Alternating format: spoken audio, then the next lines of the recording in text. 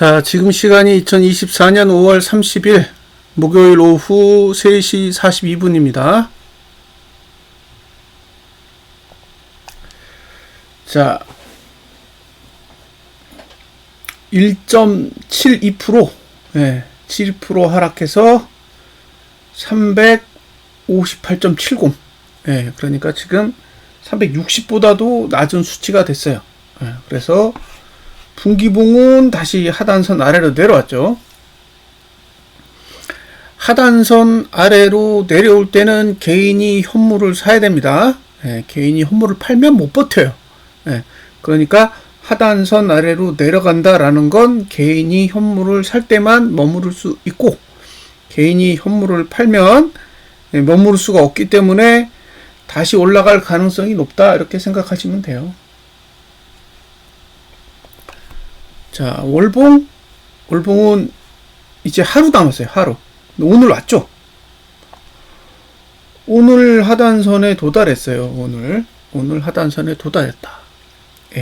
이틀 전까지만 해도 양봉이었죠. 이틀 전까지만 해도 양봉이었고, 아무 일도 없었어요. 이틀 전 고가가 372.34예요. 그 얘기는 거의 볼린저 밴드 20 상단선 근처에 있었다는 거죠. 이 정도에 있었다는 거예요. 이 정도에. 이 정도에 있었는데 지금 딱 이틀 만에 여기까지 내려왔어요. 그리고 한 달 내내 안 찍었는데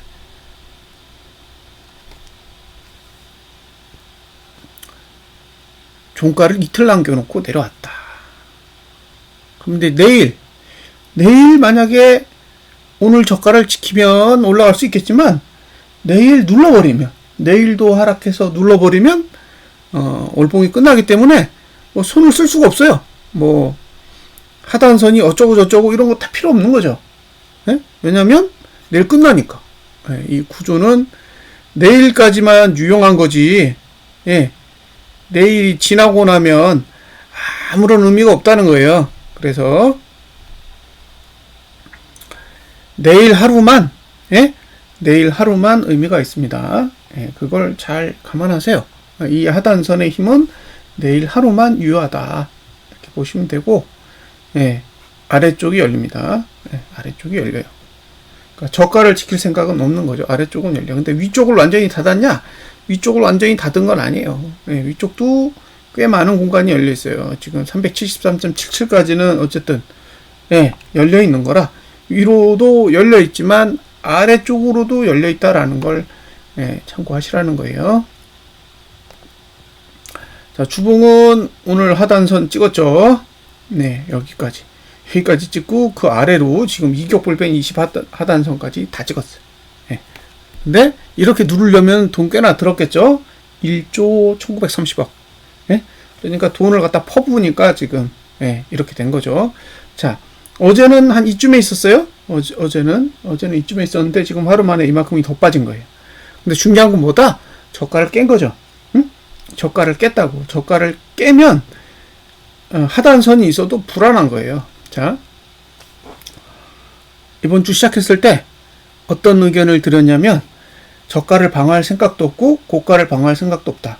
이 주봉의 형태는 고가와 저가를 양쪽 다 방어할 의지를 가지고 있는 게 아니다 라고 1차적으로 의견을 드렸고, 고가를 안 넘으면 매도하셔도 되고 저가를 안 깨면 매수하셔도 된다라고 얘기를 했죠. 근데 정작 고가는 안 넘었는데 저가는 깼잖아요. 그럼 저가를 깨서 하단선까지 왔어. 그럼 매수해야 될까? 이게 고민이라는 거예요. 왜냐면 저가가 깨진 상태에서의 하단선은 신뢰도가 낮아지기 때문에. 그래서 함부로 매수 이야기를 못 꺼내는 거죠.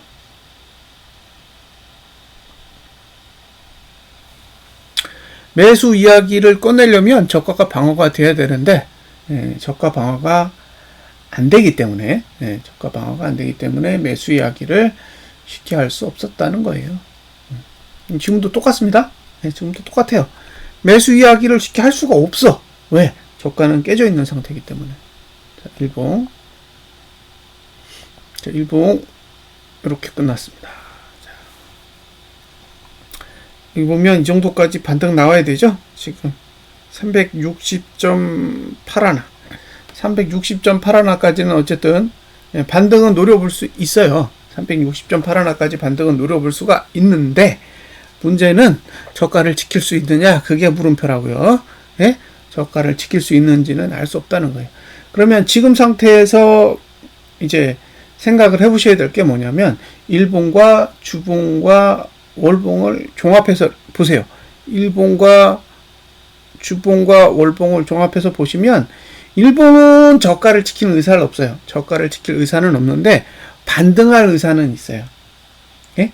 반등할 의사는 있다고. 이건 낙폭과대에 해당되기 때문에 일봉은 어느 정도 반등을 노릴 만한 충분한 구조를 가지고 있어요. 두 번째, 주봉도 저가를 깼죠. 하지만 하단선 아래에 있기 때문에 반등을 노릴 만한 충분한 요인을 가지고 있습니다. 그리고 월봉도 하단선에 도달했기 때문에 얼마든지 반등할 수 있어요. 반등할 수 있는 거지. 예? 반등할 수 있는 거지, 반등한다는 아니죠. 반등할 수 있는 조건을 가지고 있다는 거예요. 그 얘기는 매도자의 입장에서 봤을 때는 공략하기 쉽지 않다는 거예요. 그러니까 그 372.85 위에서 만약에 매도를 공략했다. 그러면 뭐 그냥 고가만 안 넘으면 버티는 거잖아요.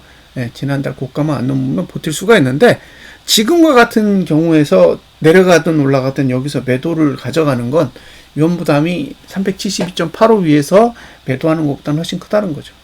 그러니까 그냥 미국 증시가 시원하게 내렸어. 그래서 내일 개파락했어. 뭐 그럴 수도 있죠. 예.